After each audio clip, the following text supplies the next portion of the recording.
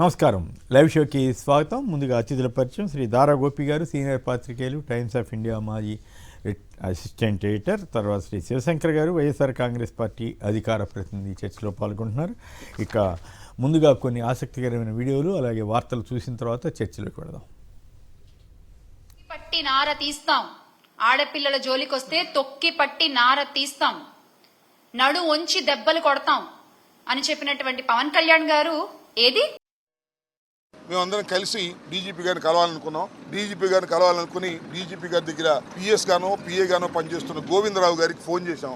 4:35కి లోపు మీరు వస్తే ఆయన కలుస్తారు అన్నాం. మేము 4:30కి వచ్చి కూర్చున్నాం. పైన డీజీపీ గారు ఉన్నారు. అరగంట కూర్చున్న తర్వాత డీజీపీ గారు వెళ్ళిపోయారని చెప్పారు. వెళ్ళిపోయారు సరే, వెళ్ళిపోతే మేము ఏం చేయాలి? ఈ రిప్రజెంటేషన్ ఎవరికైనా ఇస్తామా అంటే ఎవరు తీసుకోమన్నారు. డీజీపీ గారు రాష్ట్ర శాంతి భద్రతలు కాపాడవలసినటువంటి ప్రధానమైన వ్యక్తి కాబట్టి బిజీగా ఉండొచ్చు. మా బోటి వాళ్ళని, అపోజిషన్లో ఉన్నటువంటి వాళ్ళని కలవలేకపోవచ్చు. ఆయన అంత బిజీగా ఉంటే కలవకపోతే నా ఇన్ఫీరియర్ ఆఫీసర్ ఇంకో ఆఫీసర్కి ఇవ్వండి అని ఎండార్స్ చేయాలి కదా గౌరవంగా ప్రజాస్వామ్యంలో. అది కూడా లేదు. చివరికి గోడ కంటి చూద్దాం, ఇక్కడ అంటియడానికి లేదన్న. ఎంత దుర్మార్గంగా ఉంది ఈ పరిపాలన అడుగుతా ఉన్నా. రైట్, అవి ఆసక్తికరమైన విశేషాలు. దీంట్లో ఏంటంటే పవన్ కళ్యాణ్ గారు ఆధ్యాత్మిక యాత్ర అంటూ దక్షిణాది యాత్ర పుణ్యక్షేత్రాలు తిరుగుతూ కూడా అక్కడ కూడా అబద్ధాలు చెప్పటం. లడ్డూలో కవ్వు కలిసిందనేమో చంద్రబాబు గారు చెబితే అయోధ్య పంపిన లడ్డూల్లో కూడా కల్తీ అయిందని చెప్పి పవన్ కళ్యాణ్ గారు ప్రచారం చేశారు. తీరా చూస్తేనేమో లడ్డూలో ఎక్కడ జరగలేదు. నెయ్యి కల్తీ అనేది గతంలోనూ జరిగింది. గతంలో ట్యాంకర్లు వెనక్కి పంపించారు చంద్రబాబు గారి టైంలో, ఇప్పుడు జగన్ గారి టైంలో పంపించారు. అయినా కూడా కేరళ వెళ్ళి తమిళనాడు వెళ్ళి కూడా అబద్ధాలు చెబుతున్నారు. మరి ఆయనకి ఏం భక్తో ఏం పడో కానీ అదే విషయాన్ని వైఎన్ఆర్ అనే జర్నలిస్టు చాలా కుండబద్దలు కొట్టినట్లుగా చెప్పిన తీరు ఆసక్తికరంగా ఉంది. అందుకు అది వేయటం జరిగింది. అలాగే చంద్రబాబు గారు ఎప్పుడేం మాట్లాడుతున్నారో, ఆయన తెలిసి మాట్లాడుతున్నారో లేదా వయసు ప్రభావం లేకపోతే అవగాహన రాజ్యం లేదా జనాన్ని మిస్లీడ్ చేయాలనో కానీ బీహార్ నుంచి రోజు ఢిల్లీ వచ్చేవాళ్ళు త్వరగా చెబుతున్నారు. బీహార్ నుంచి ఢిల్లీ రావడానికి 10 నుంచి 20 గంటలు పడుతుందట. రోజు వచ్చేవాడన్నా వెనక్కి వెళ్తాడా అంటే ఆశ్చర్యం. అందుకనే అది సోషల్ మీడియాలో వైరల్ అయింది.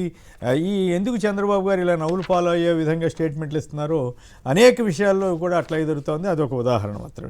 ఇక డీజీపీ గారు దారుణమైనటువంటి పరిస్థితి ఏంటంటే ఆంధ్రప్రదేశ్లో ప్రభుత్వం ఏ రకంగా ఉందో చెప్పడానికి అంబటి రాంబాబు గారి వ్యాఖ్యలు. ఆయన డీజీపీ ఆఫీస్కి అపాయింట్మెంట్ ఇస్తే కూడా వెళ్తే కూడా పట్టించుకొని వైనం మీద మనం ఈ వీడియోని చూసాం. ఇక వార్తల్లోకి వెళితే ముందుగా తెలంగాణకు సంబంధించి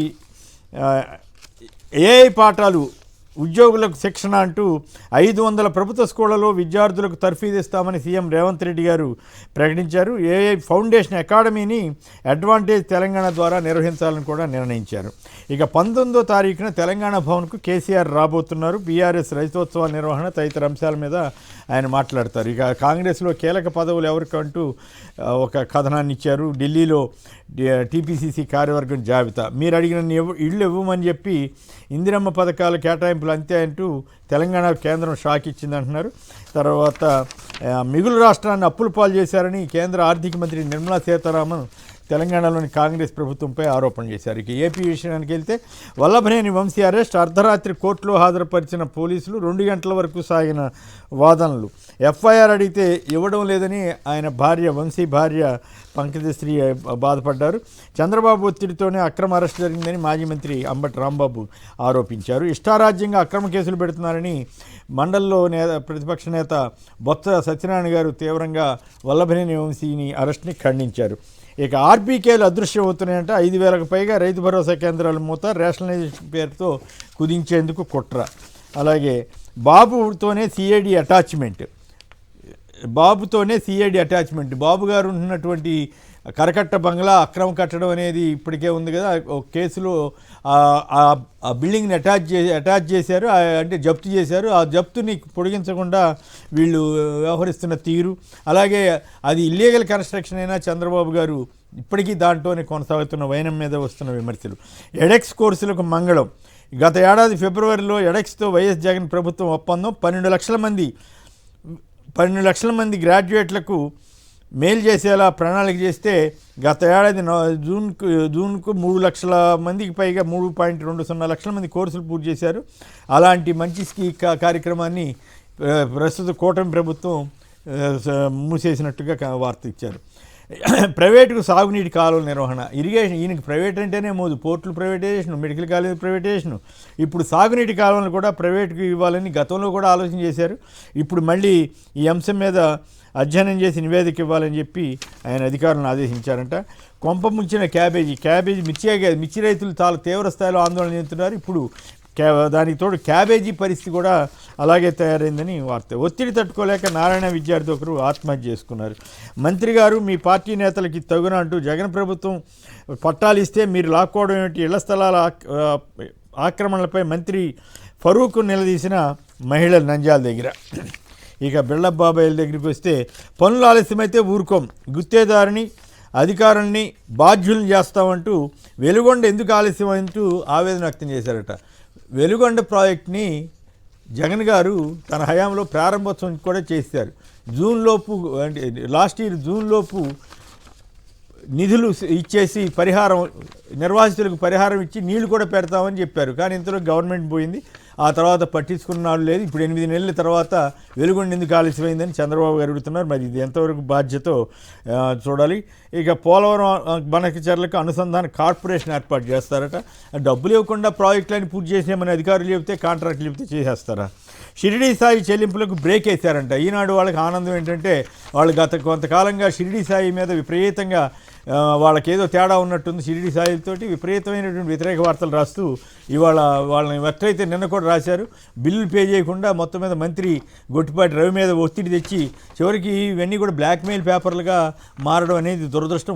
వార్తగా ఇస్తే తప్పు కాదు, కానీ బట్ వార్త రాస్తున్న తీరు, గతంలో ఆ కంపెనీ మీద రాసిన వైను, ఇవన్నీ చూస్తే వీళ్ళు కావాలని బ్లాక్మెయిల్ చేస్తున్నారనేటువంటి భావన వస్తుంది. ఇంటర్లో M/PC పెడతారట. వచ్చే విద్యా సంవత్సరానికి అమలు చేయాలని నిర్ణయం తీసుకున్నారట. వంశీ రిమాండ్లో కీలక అంశాలు. సత్యవర్ధన్ బెదిరించడంలో వంశీది కీలక పాత్ర. మరణ భయంతోనే వంశీ అనుచరులు చెప్పినట్లు సత్యవర్ధన్ చేశాడు. వంశీకి నేర చరిత్ర ఉంది, అతనిపై 16 క్రిమినల్ కేసులు ఉన్నాయని రిమాండ్ రిపోర్ట్లో పెట్టారు.